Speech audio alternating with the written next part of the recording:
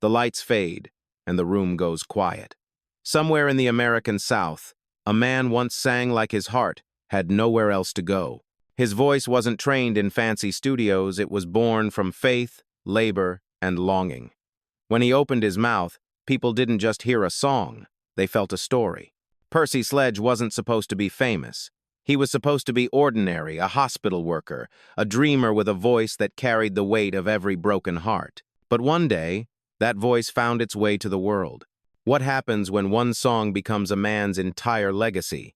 Let's get into his story right now. Let me know where you're watching this from in the comments. Grab yourself a warm drink, maybe a cup of water or tea. Sit back, and let's start this journey together.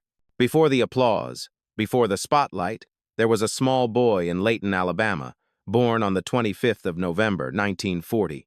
His name was Percy Tyrone Sledge. The world didn't know him yet, but in a town surrounded by cotton fields and country radio stations, his story was already beginning to take shape. Every Sunday, the young Percy would stand in the choir of a small church, his voice echoing through wooden pews and the smell of old hymn books. That was his first stage. He didn't sing for fame, he sang for faith. His voice carried both the burden and beauty of the South, molded by the same red dirt that grew the crops his family lived on. Growing up, he was surrounded by the sounds of Hank Williams, Jim Reeves, and Elvis Presley. Country music was the heartbeat of the region, and even though soul and rhythm and blues were rising elsewhere, in Leighton all Percy could tune into were country ballads filled with pain, love, and longing. He once said Elvis and Hank Williams were his heroes, men who sang what people truly felt. Those voices shaped the way he would one day touch the world. When Percy was a teenager, his dreams didn't begin with music. He wanted to be a baseball player. He could spend hours tossing a ball in the dusty fields behind his house, imagining himself in a big stadium far away from Alabama. But life had other plans. Like many young black men of his generation, he needed steady work to support his family. He married young, became a husband and a father, and took a job as a nurse and orderly at the Colbert County Hospital. There, his voice became his quiet companion. He sang while changing sheets, while walking down the corridor, while holding the hand of a patient in pain. His co-workers admired his spirit, a man who found melody in the middle of labor. To Percy, singing wasn't a performance, it was a form of comfort. Then came the twist of fate that changed everything. One day, a patient deeply moved by the sound of his voice told a friend about the singing nurse at the hospital. That friend introduced Percy to a local group called the Esquires Combo. The band invited him to perform, offering $50 per show, a small fortune for a working man in 1965. Percy accepted, not knowing that this decision would pull him out of the hospital ward and onto a stage that would one day make him immortal. At first, Percy didn't see himself as a professional singer. He was just grateful to sing on weekends while keeping his hospital job during the week. The Esquires Combo played soul classics and even covers of the Beatles at college dances and small-town clubs. But every time Percy took the microphone, something different happened. People stopped talking. They listened. His voice carried raw emotion, the kind that couldn't be taught, the kind that came from living. He didn't sing with polish or precision. He sang like a man remembering every joy and every sorrow he'd ever known.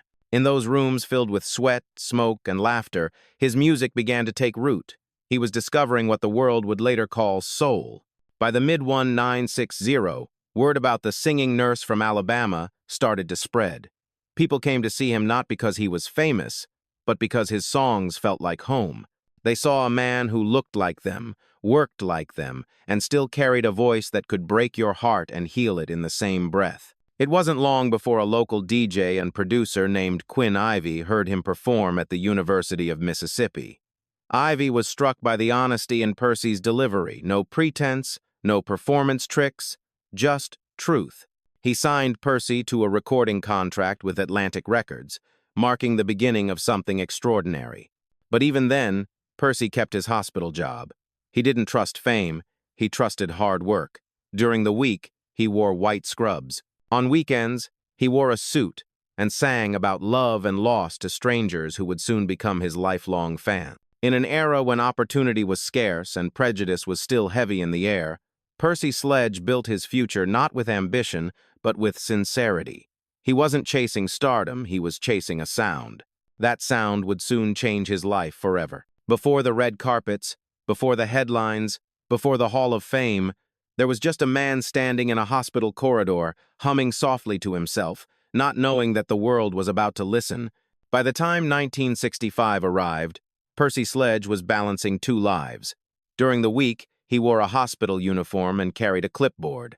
On weekends, he held a microphone and carried the emotions of everyone in the room. His voice wasn't just another sound in the crowd, it was the reason people stopped dancing and started listening. The Esquires Combo, the band that had welcomed him in, played college parties, small clubs, and community dances across Alabama and Mississippi. They covered popular hits, from soulful ballads to Beatles tunes, but when Percy sang, the atmosphere shifted.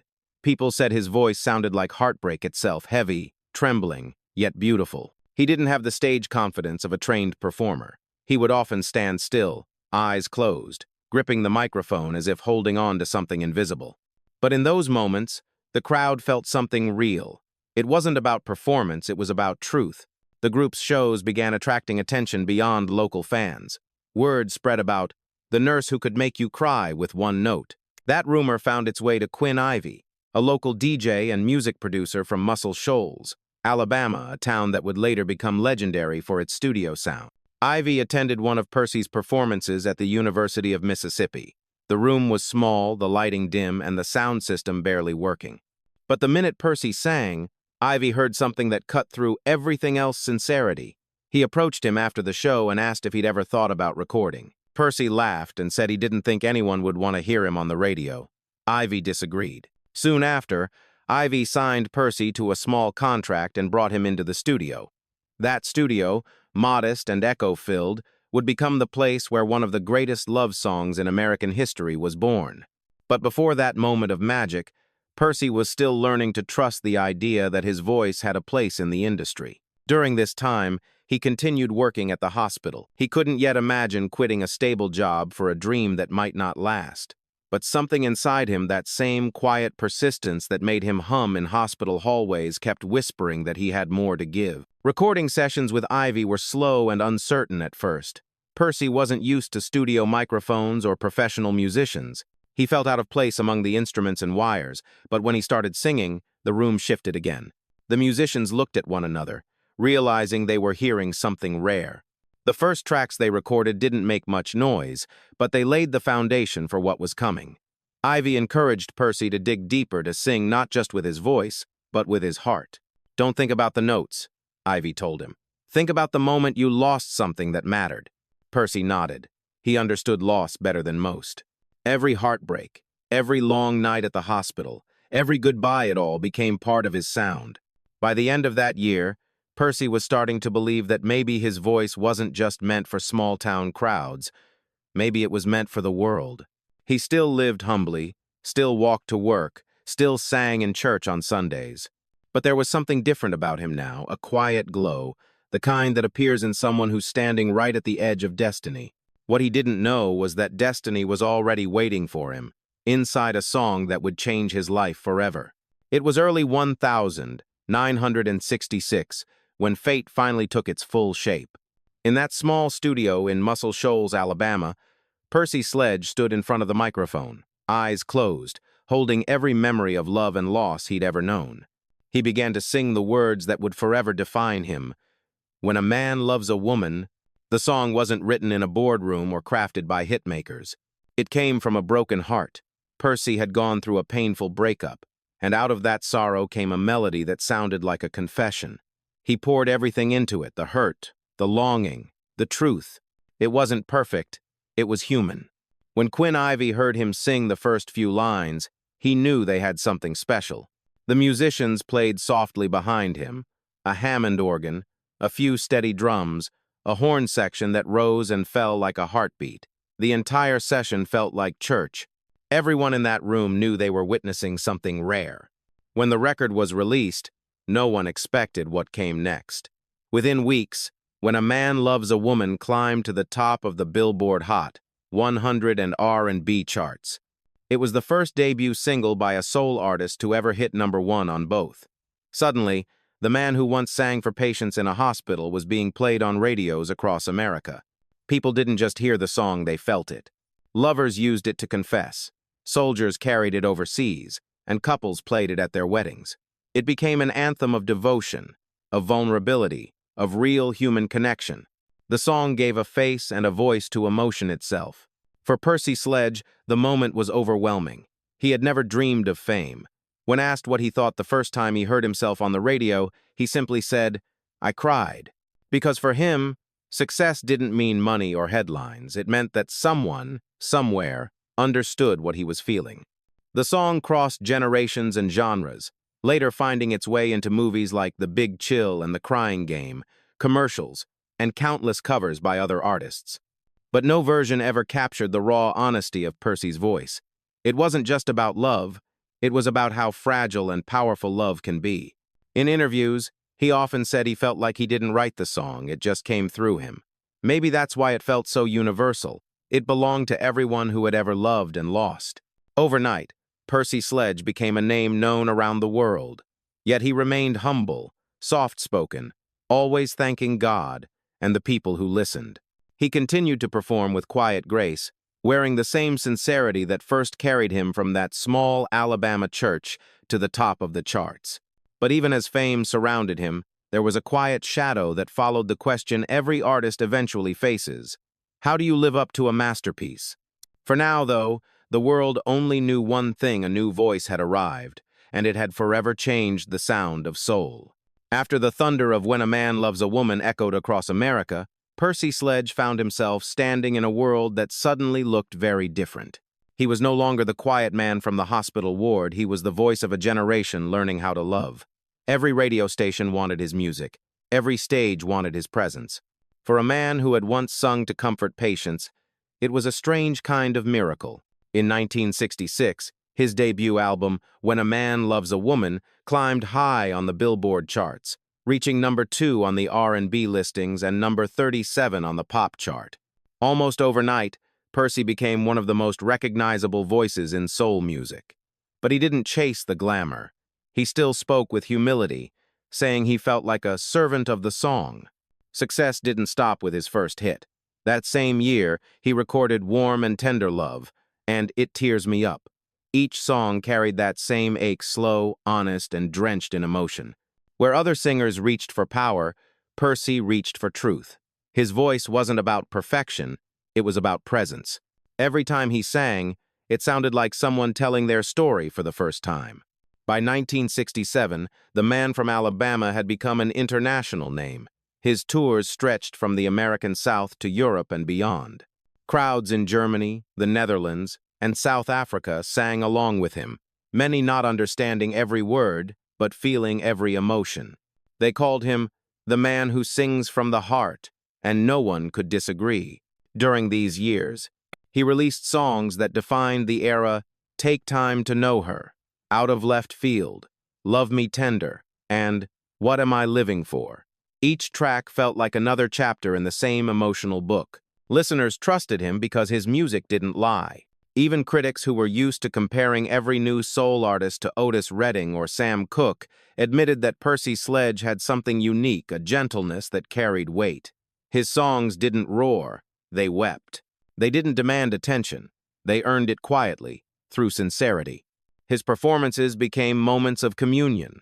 He didn't dance across the stage or shout for applause. He would stand still, close his eyes, and sing as if the lights were too bright for someone who'd once worked under hospital fluorescence.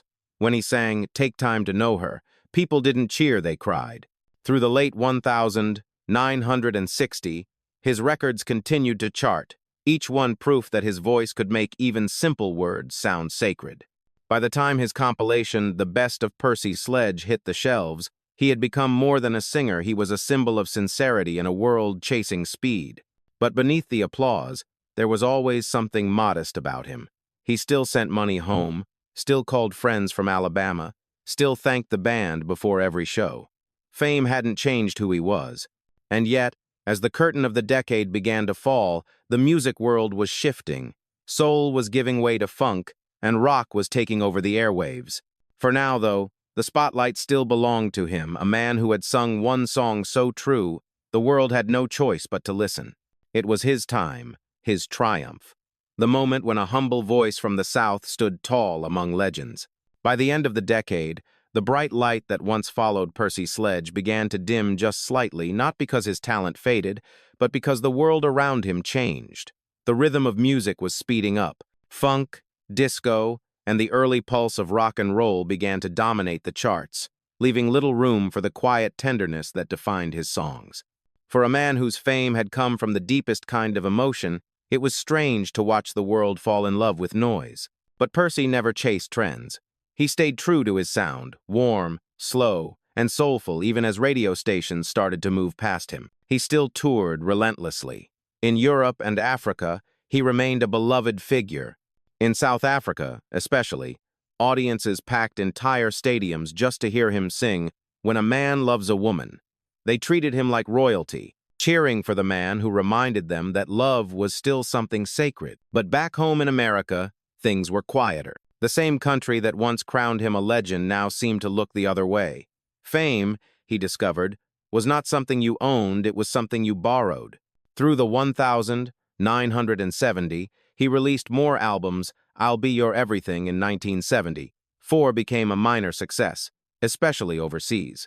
Songs like Help Me Make It Through the Night and Many Rivers to Cross showed he still had the same voice, the same soul, but the charts no longer had space for his kind of honesty. Still, he didn't stop performing. Percy often said that the stage was the only place where he felt truly understood. He would smile, walk slowly to the microphone, and let the music carry him. His set lists never strayed far from his classics, not out of nostalgia, but because those songs still mattered. They had become part of people's lives, and he treated them with reverence. Yet behind that calm presence, there were quiet struggles. Fame had come fast, but fortune had not followed. Contracts were unkind, and royalties didn't always reach his hands. There were years when he performed simply to make ends meet, but he never complained. He believed that every note he sang was worth something greater than money. It was worth connection. Even as the industry moved on, he kept his dignity intact. He was never bitter, never loud about being overlooked. He once said, "As long as one person still listens, I'll keep singing." And he did. In a time when artists fought for relevance, Percy Sledge remained anchored by grace. He didn't reinvent himself to fit in. He stood still and let the music speak for him. His contemporaries, men like Otis Redding and Sam Cooke, had left the world too soon. Percy, in his quiet way, carried their spirit forward. While others chased fame, he carried faith. By the late 1970s, the stage lights were smaller, the crowds thinner, but his voice, it hadn't aged a day. There was still that unmistakable ache, that softness that only life could teach. And even as the applause grew less frequent, he seemed at peace. Because Percy Sledge understood something few artists ever do: fame fades, but truth doesn't. The applause never truly disappeared, it just grew softer. By the time the 1970 turned into the 1980, Percy Sledge had already lived through the full cycle of fame, discovery, celebration, and quiet decline. The man who once stood at the top of the charts now found himself performing in small clubs and hotel lounges, far from the grand stages that had once embraced him. It wasn't failure, it was life. Fame had never been his goal, but watching the world move on was still painful. Younger artists filled the airwaves, record labels focused on new sounds, and the soul music he helped define was being repackaged for a new generation. The same tenderness that once made him famous now made him seem old-fashioned. Percy didn't fight it. He accepted it with the same humility that had carried him through every stage of his life.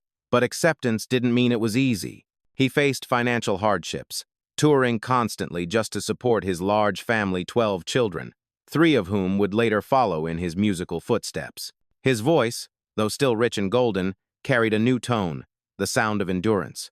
There were years when he questioned whether his gift still mattered. The record sales slowed down, the bookings came less often. But every time he thought about quitting, someone, a fan, a stranger, would tell him how When a Man Loves a Woman had changed their life. That song had become something larger than either of them. It wasn't just his anymore. It belonged to the world.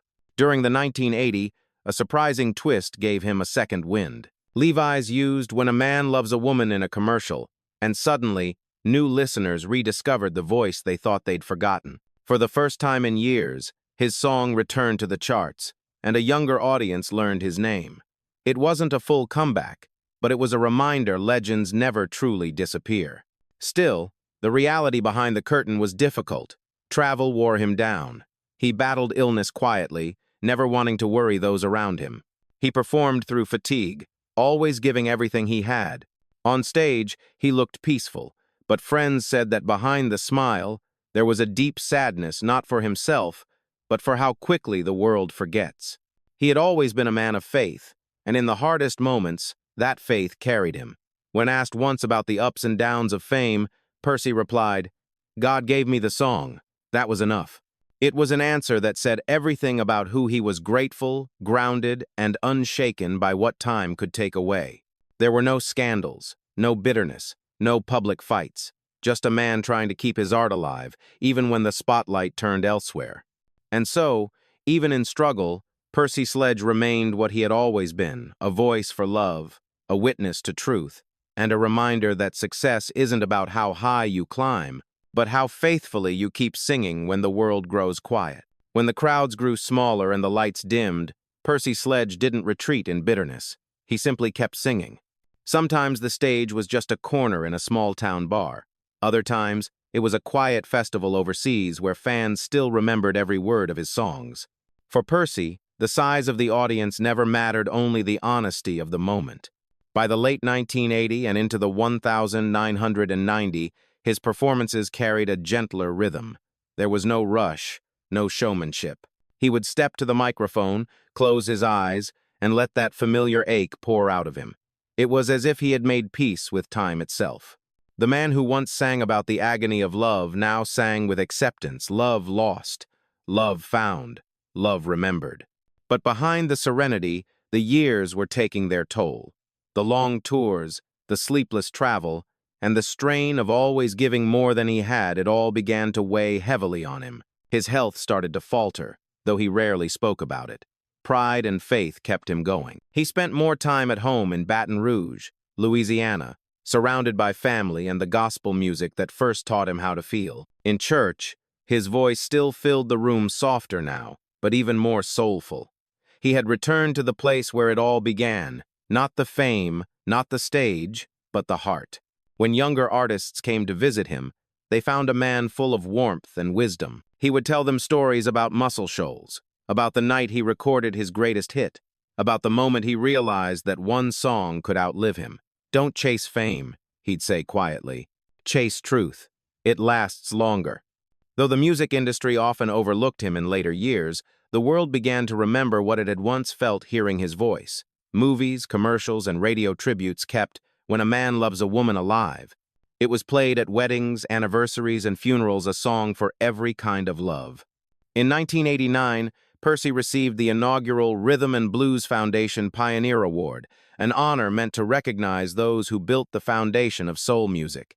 It was followed by his induction into the Alabama Music Hall of Fame in 1993, a moment that filled him with quiet pride.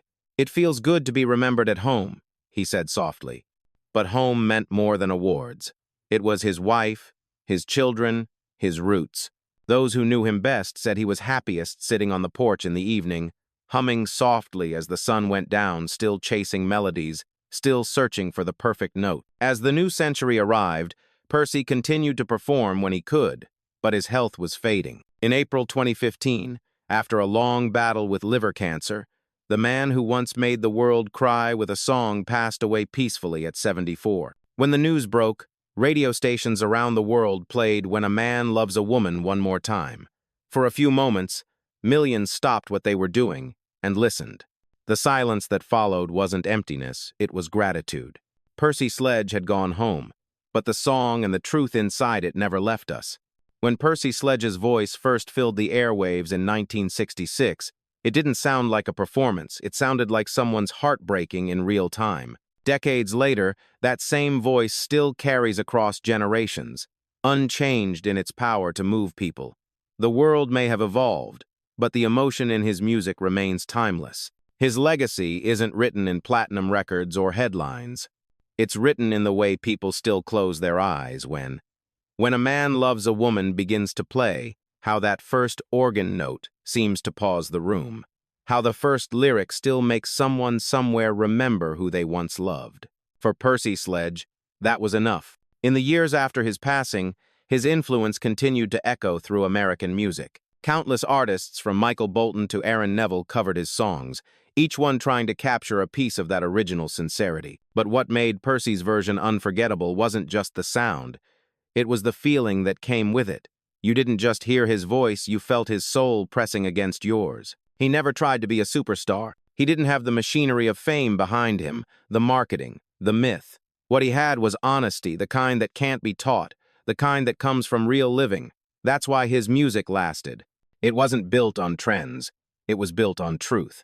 Even today, in an era of digital perfection and auto-tuned voices, his recordings stand out for their imperfections, the slight cracks, the breaths, the pauses that make the performance human. They remind us that music isn't supposed to be flawless. It's supposed to be felt. Beyond the sound, Percy's story has become a symbol of perseverance and grace. His journey from a nurse's uniform to the Rock and Roll Hall of Fame is a testament to how far humility and faith can carry a person. He never sought revenge on the industry that forgot him. Instead, he outlived it through sincerity. In classrooms and music history lectures, his name often appears beside Otis Redding, Sam Cooke, and Aretha Franklin, not for the scale of his fame, but for the depth of his truth. He represented something purer, something almost spiritual. The belief that music could still heal. His work continues to play across the world in diners, on classic radio stations, and during late-night dedication hours when someone calls in to say, "Play that Percy Sledge song." His voice has become part of the American emotional landscape, woven into memories, heartbreaks, and reconciliations. And though the world changes with every decade, some things don't. Somewhere tonight, someone will hear that song for the first time, and it will stop them in their tracks. They won't know the story behind it, or the man who sang it in a small Alabama studio nearly 60 years ago, but they'll feel what he felt, and that's what keeps him alive. Percy Sledge may be gone, but his voice, fragile, human, and full of truth, never faded. It still whispers the same message it always did, that love, in all its joy and pain, is the most honest song we'll ever know. When Percy Sledge passed away in April 2015, the world didn't mourn with noise, it mourned with silence. Radio stations across America quietly filled the air with "When a Man Loves a Woman." For a few minutes, everything stopped. Listeners called in, sharing where they were the first time they heard that song. Some were teenagers again, slow dancing in a gym. Others remembered driving home after a heartbreak, letting his voice keep them company. It wasn't just nostalgia, it was gratitude. America had finally remembered one of its most honest voices. News anchors spoke his name with reverence. Newspapers called him the voice that made love sound real. And in the small towns of Alabama, church bells rang as people gathered to celebrate the man who had once sung in their choir. But Percy's rediscovery didn't belong only to the United States. Across Europe, fans who had seen him perform decades earlier held tribute concerts in his honor. In South Africa, where he had been adored since the 1970s, entire audiences sang his songs in unison, word for word, as if he were still on stage. His music had crossed oceans long before the world became connected, proving that sincerity needs no translation. The honors continued to come, even after he was gone. In 1989, he received the inaugural Rhythm and Blues Foundation Pioneer Award, recognizing those who shaped the very sound of soul. In 1993, his home state welcomed him into the Alabama Music Hall of Fame. Then came 2005, when he stood on stage at the Rock and Roll Hall of Fame induction, smiling humbly, tears in his eyes, holding the award not as a symbol of fame, but of faith fulfilled. 2 years later, he was honored by the Louisiana Music Hall of Fame, and in 2021, he was remembered again in the National Rhythm and Blues Hall of Fame. Each recognition arrived like a delayed thank you letter from history itself. And in 2022, his hometown of Leighton, Alabama, announced a new tradition, Sledge Fest, an annual celebration of the man who gave the world its most heartfelt love song. Families gathered, gospel choirs sang, and young musicians performed his classics. In that town square, where his journey had once begun, his story came full circle. But perhaps the most meaningful tribute wasn't in a ceremony or award. It was in the way his music kept finding new life. Hollywood continued to use his songs in films that told stories of love, loss, and reconciliation. Every time his voice played in a movie theater, a new generation discovered that emotion didn't need to shout to be heard. Even among critics and scholars, the conversation about Percy Sledge changed over time. What was once dismissed as just a love song became recognized as a cornerstone of American soul, a masterclass in vulnerability. His delivery, his phrasing, his quiet pain, they became the blueprint for what it meant to sing from the heart. And so, America and the world remembered. Not because of awards or nostalgia, but because Percy Sledge gave something rare truth wrapped in melody. Years pass. Music evolves. But somewhere, between memory and silence, his voice still lingers, a reminder that sometimes one song is enough to make a man immortal. The stage is empty now. The lights that once bathed him in gold have faded, leaving only silence, the kind of silence that follows something pure. Yet, if you listen closely, you can still hear it, that soft, aching voice that once turned a simple love song into something eternal. Percy Sledge never chased stardom. He never demanded more than what life gave him. He sang because it was the only honest way he knew how to speak. And in doing so, he gave the world a song that outlived him, a song that still plays whenever love feels too big for words. When a Man Loves a Woman wasn't just his hit, it was his heartbeat. Every note carried the story of a man who came from humble beginnings, who worked hard, who believed in faith over fame. His life was proof that greatness doesn't always come from the loudest voices or the brightest lights. Sometimes, it comes from a single moment of truth.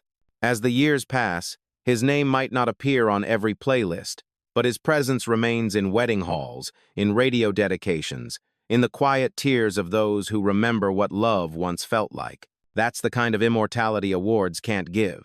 Percy Sledge reminded us that music isn't about perfection, it's about connection. He didn't perform for applause. He sang for the broken, the hopeful, the human. And because of that, his voice will never truly be gone. If you close your eyes, you can almost hear it again, that gentle drawl from Alabama, that mix of gospel and soul, that truth only he could tell. And maybe that's the lesson he left behind, that no matter who you are or where you come from, sincerity is the most powerful sound in the world. Do you think Hollywood ever gave Percy Sledge the respect he truly deserved? If this story moved you, hit that subscribe button and help us keep his light alive. Because remembering isn't just nostalgia, it's how we make sure legends never fade.